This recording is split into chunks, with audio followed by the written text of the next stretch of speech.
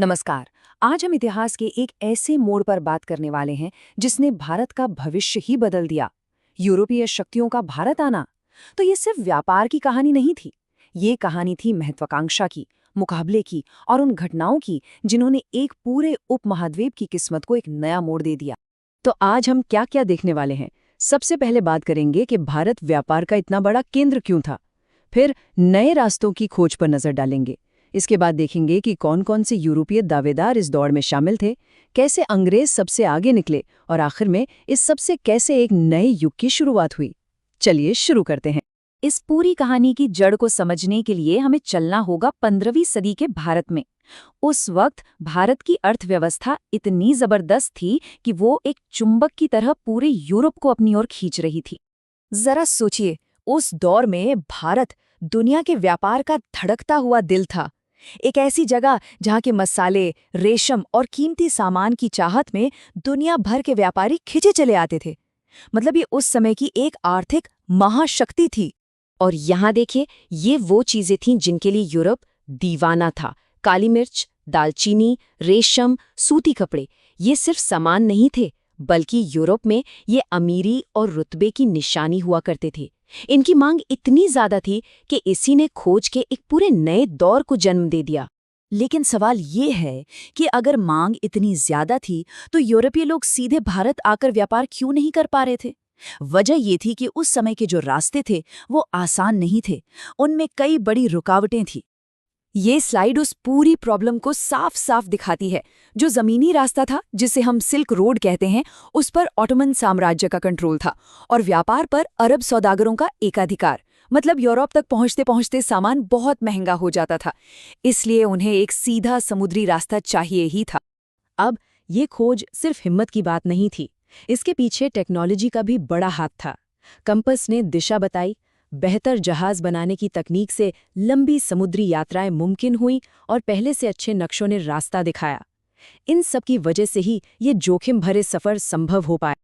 और जैसे ही टेक्नोलॉजी ने रास्ता दिखाया, एक होड़ सी लग गई। एक के बाद एक कई यूरोपीय ताकतें भारत के समुद्री तटों पर दस्तक देने लगी। इस टाइमलाइन को देखिए जरा। 1498 में पुर्तगाली आए, फिर 1600 में अंग्रेज, 1602 में डच और फिर डेनिश और फ्रांसीसी। मतलब लगभग 150 सालों के अंदर ही 5 बड़े यूरोपीय खिलाड़ी भारत के व्यापार में अपनी जगह बनाने आ चुके थे। रेस पूरी तरह से शुरू हो चुकी थी। इस रेस में सबसे पहले थे पुर्तगाली। जब वास्को दा गामा कालीकट पहुंचा तो उसने यूरोप और भारत के बीच पहला सीधा समुद्री रास्ता खोल दिया। तो उनकी स्ट्रैटेजी क्या थी? बहुत सीधी साधी लेकिन जबरदस्त असरदार। उन्होंने ब्लू वाटर पॉलिसी अपनाई, जिसका मतलब था समंदर पर कब्जा करो। उन्होंने गोवा पर कब्जा किया, किले बनाए और कार्टाज नाम का एक परमिट सिस्टम शुरू कर दिया, जिससे शुरुआती व्यापार पर उनकी पकड़ बहुत मजबूत हो गई। पुर्तगालियों के ठीक पीछे पीछे आए डच, और उनके पास थी उस समय की सबसे ताकतवर कंपनियों में से एक, Dutch east India company. Dutch ने शुरुआत तो अच्छी की, लेकिन उनका असली ध्यान भारत से ज्यादा इंडोनेशिया के मसाला द्वीपों पर था, क्योंकि वहां से उन्हें ज्यादा मुनाफा हो रहा था। खासकर अंग्रेजों से तनाव बढ़ने के बाद भारत में उनका असर धीरे धीरे कम होता गया। इस होड़ में डेनिश लोग भी थे, यानी डेनमार्क के लोग। लेकिन वो कभी भी दूसरे यूरोपीय देशों की तरह बड़े खिलाड़ी बन ही नहीं पाए। उनकी मौजूदगी कुछ ही इलाकों तक सीमित रही और आखिरकार 1845 में उन्होंने अपनी सारी बस्तियां अंग्रेजों को बेच दी और इस रेस से कह सकते हैं पूरी तरह बाहर हो गए।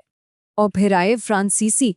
ये सबसे आखिर में जरूर आए, लेकिन आते ही अंग्रेजों के सबसे बड़े कॉम्पिटिटर बन गए। फ्रांसीसियों का मकसद सिर्फ व्यापार करना नहीं था, वो यहाँ एक राजनीतिक ताकत बनना चाहते थे। और इसी सोच ने उन्हें अंग्रेजों के साथ एक लंबे और भयानक संघर्ष में डाल दिया, जिसे हम कर्नाटक युद्धों के नाम से जानते हैं। ये असल में भारत पर कंट्रोल की लड़ाई थी। और यहीं से कहानी पहुंचती है इस रेस के आखिरी विजेताओं तक। सवाल ये है कि ब्रिटिश ईस्ट इंडिया कंपनी ने ऐसा क्या किया जो बाकी सब नहीं कर पाए, और वो इस दौड़ में सबसे आगे निकल गए। देखिए, अंग्रेजों की सफलता का कोई एक कारण नहीं था, ये एक मिक्सचर था। उनकी नौसेना सबसे बेहतर थी, जिससे समंदर पर उनका कंट्रोल रहा।